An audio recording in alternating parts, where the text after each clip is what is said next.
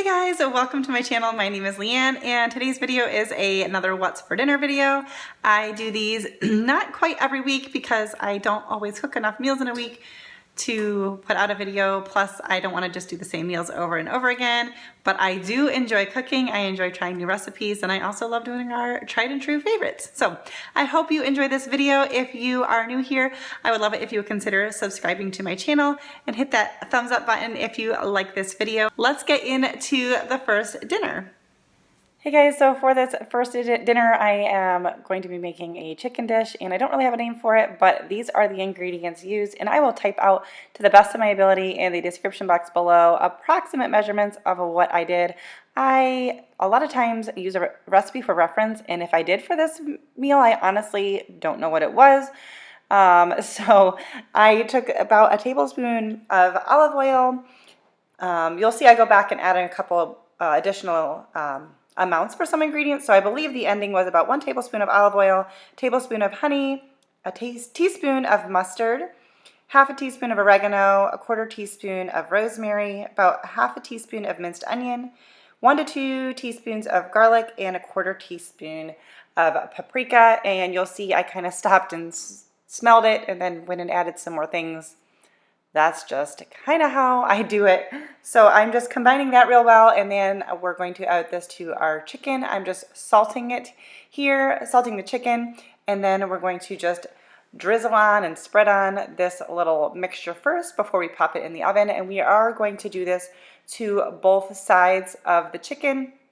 And I believe I cooked this at 350 until they were done. You can see some of them are still partially frozen in the middle, which is not great. Definitely the chicken doesn't come out as tender when that happens, but sometimes I don't get the meat fully thawed ahead of time.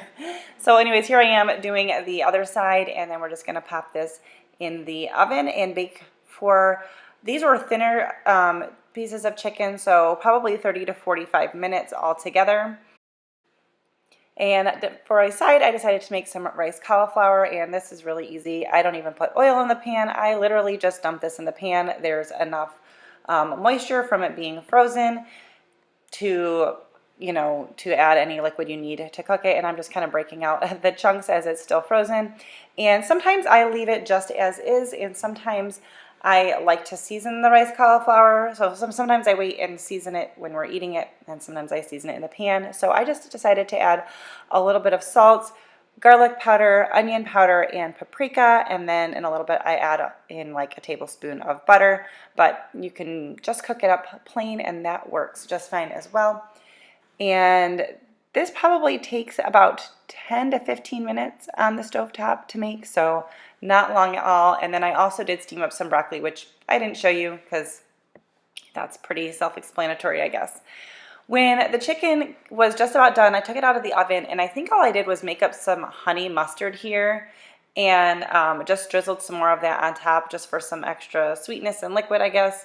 I honestly am not positive what I put in this second batch of it, but I popped it back in the oven for a few more minutes. This chicken was really, really good, and we just had that with our rice cauliflower and broccoli, and this was a delicious dinner. I need to get better when I'm making up a recipe to keep track of it so that I can share it with you better, but that's all I've got to work with this time around. So tonight's dinner, we are going to be having, it's like a chicken Alfredo over spaghetti squash and with broccoli, and I'm going to show you little bits of it, but I will include in the description box below. I believe I have a video with a full-on recipe for this, and so I'll include that for you, but I'll show you just kind of glimpses of that, and if it looks like something that you would want to do yourself, check out that link. So as is typical for me, I don't do the same recipe the same each time, but I just baked some chicken tenderloins with a little bit of salt and parsley on them till they were done. And then now I'm putting in my spaghetti squash, halved upside down with the seeds scooped out, and baking that in the oven. And then I'm going to go ahead and steam some broccoli as well.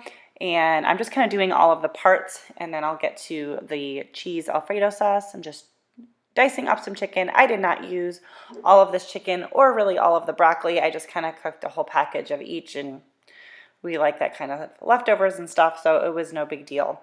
Again, the recipe video that I made. This will be in the description box below.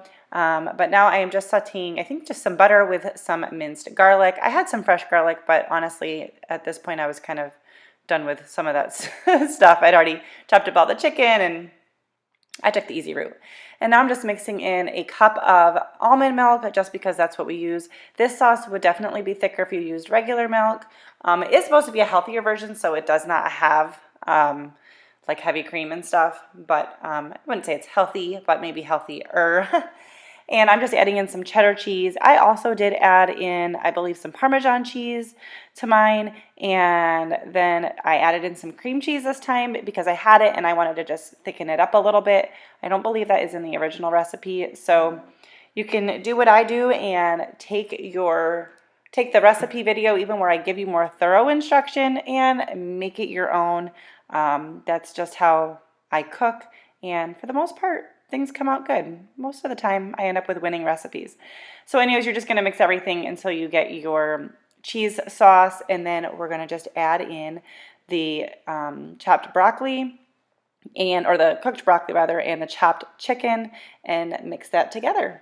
And then when the spaghetti squash is all done, you just kind of scoop that out, and I kind of fluff it with a fork before I scoop it out, just so that you get like the little strands.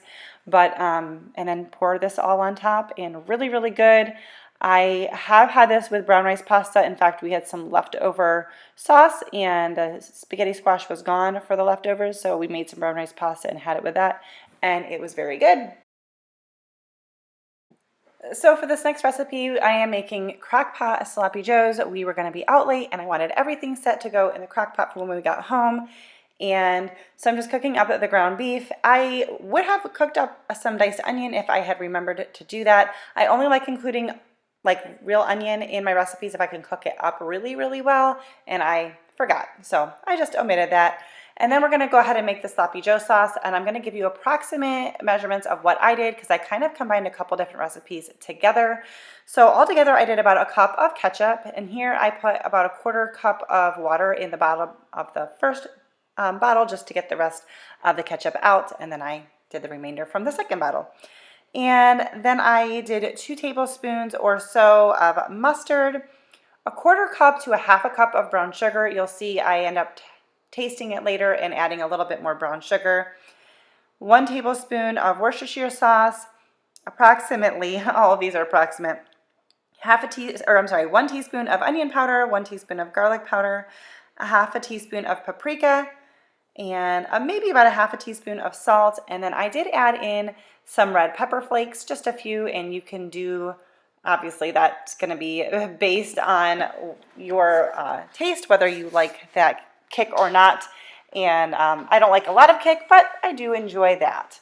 So I'm just mixing that together. I sprayed my crock pot, and I'm putting in the ground beef along with the all of the sauce, and that is just going to go on low for like 4 to 6 hours or so. It probably is fine earlier because, you know, the beef's already cooked, but that's what I did. And then we did not want to have these over rolls, so I decided to do them over potatoes. So in a different crock pot, all I had to do was clean these potatoes and put them in there, and the moisture from washing them is enough moisture, and you just throw them in the crock pot. And again, I put those on low for 4 to 6 hours, and that's all there is to it. Super, super easy. And then when we got home, I did make up some green beans for a veggie side, and I'm just going to show you how I assembled this. Obviously, you could do it however you wanted, but I just kind of smashed up and chopped up my potatoes, put a little bit of butter on them, and then I wanted to add some cheese, so I just broke up a slice of Munster cheese because Munster cheese is good and creamy, and laid that on the potatoes. So between the heat from the potatoes and the sloppy joe, I knew the cheese would melt, and I just spooned the sloppy joe on top.